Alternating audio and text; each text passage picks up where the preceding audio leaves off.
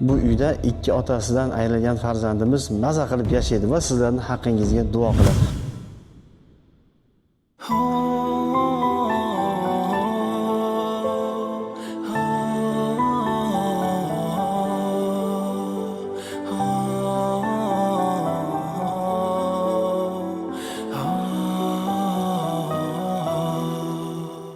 Assalomu alaykum azizlar, yaxshimisiz, salomatmisiz?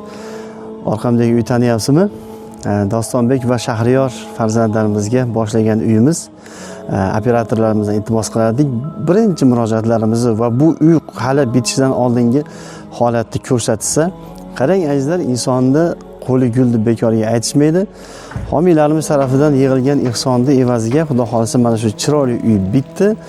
To'g'risi bitgan holatini ko'rib o'zim ham kelib havas qilib turibman. Chiroyli oshxona, chiroyli hammom, farzandlarimiz uchun otasini yo'qotgan farzandlarimiz uchun chiroyli sharoit bo'libdi. Azizlar, Xudo rozi bo'lsin. Bizni kuzatib turgan hurmatli muxlis va muxlisalarimiz, Xudo xolasa mana shu uyni ham o'z egalariga topshiryapmiz.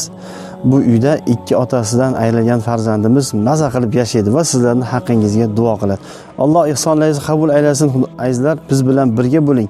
Mana shunaqangi yana chiroyli, xayrli ishlarni birga qilaylik.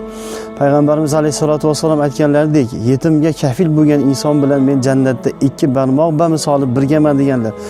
Mana shu hadis bizga doimo kuch-quvvat berib turadi. Marhamat, uyni ko'rsatamiz, o'zingiz ko'rib bahra oling va duo qiling. Ihson qilganlarni Allohim ihsonlarini qabul aylasin. Mana shunaqangi xayrli ishlarda yana doimo Alloh bizni jamlasin. Sog' salomat bo'ling.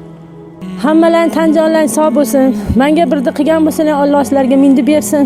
Kasb-korlarga Alloh baraka bersin. Chekka ihson qilgan, jamiki ihson qilgan aziz odamlarni, ihson qilgan ustalarni, ihson qilgan olib bergan mashinalarni, xizmat qilgan mashinachilarni, sizlarni ham hammalarning tan jonlaring sog' bo'lsin. O'zbekiston xalqiga ihson qilgan xalqiga mindan min boshim yerga tekkincha rahmat aytaman.